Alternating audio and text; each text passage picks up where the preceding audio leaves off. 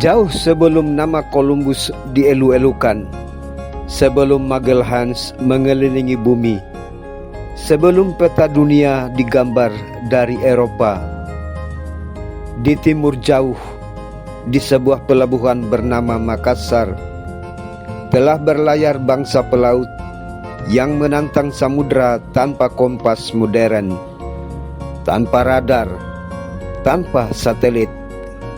Mereka mengandalkan bintang, arus laut, dan angin musim. Mereka bukan penjajah, bukan penakluk. Mereka adalah pedagang samudera. Dan kapal mereka bernama Pak Dewakang. Inilah kisah The Sailors of Makassar, Spirit of Pak Dewakang. Sahabat pencinta sejarah dan geopolitik, jumpa lagi di channel kesayangan kita. Kali ini kita akan membahas tentang kisah Spirit Pak Dewakang, tentang keberanian, ilmu navigasi, dan jiwa pelaut Nusantara. Tonton terus video ini, jangan di skip, karena kita akan menemukan fakta tentang jiwa pelaut, kejujuran, ilmu, dan keberanian dari para pelaut Makassar. Jangan lupa untuk like, komen, share, dan subscribe agar tidak ketinggalan video-video berikutnya. Jika Anda memiliki ide tentang sejarah dan geopolitik yang akan kita bahas bersama, sampaikan di kolom komentar.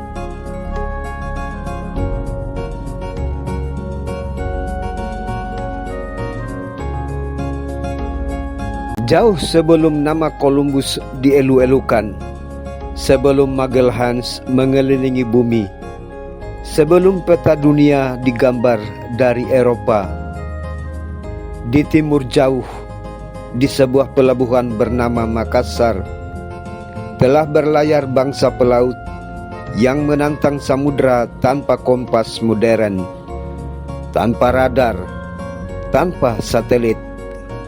Mereka mengandalkan bintang, arus laut, dan angin musim. Beberapa navigator Belanda seperti François Valentin mencatat penduduk Makassar menguasai laut lebih daripada yang dapat digambarkan oleh peta kami. Kapal mereka yang disebut Pak Dewakang mampu membawa muatan besar tanpa kehilangan kelincahan di ombak lepas. Mereka bukan penjajah, bukan penakluk. Mereka adalah pedagang samudera. Dan kapal mereka bernama Pak Dewakang. Inilah kisah The Sailors of Makassar, Spirit of Pak Dewakang. Makassar bukan sekedar kota, ia adalah simpul dunia. Letaknya strategis, tepat di jalur pertemuan.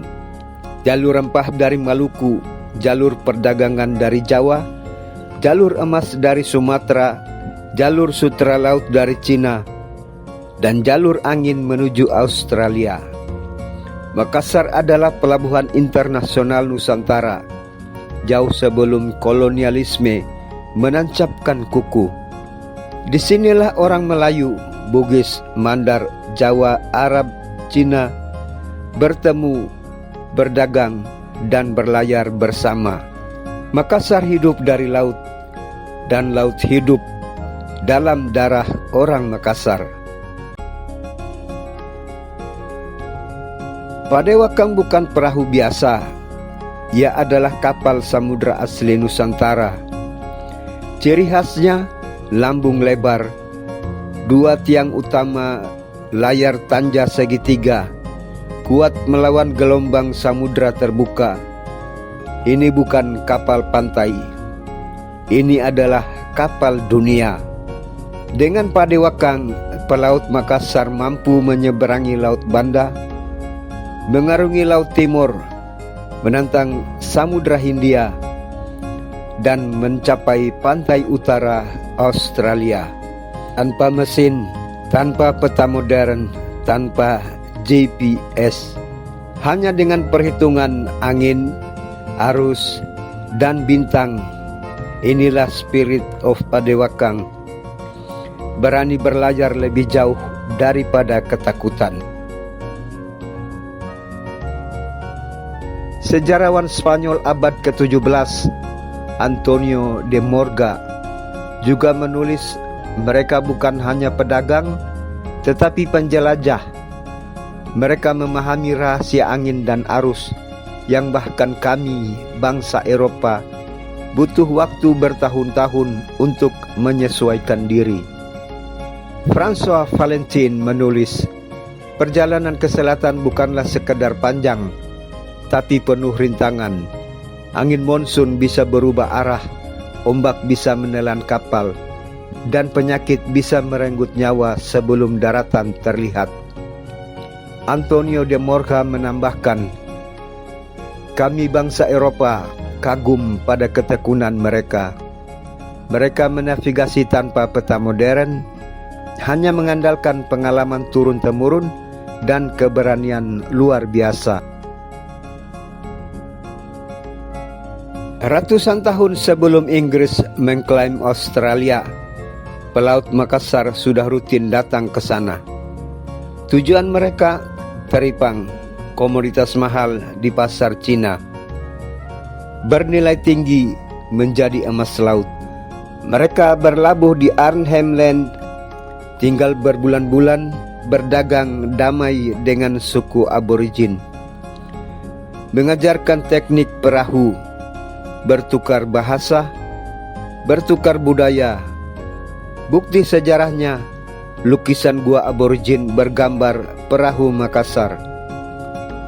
Kata serapan bahasa Makassar dalam bahasa aborigin, artefak logam Asia di pesisir Australia Utara.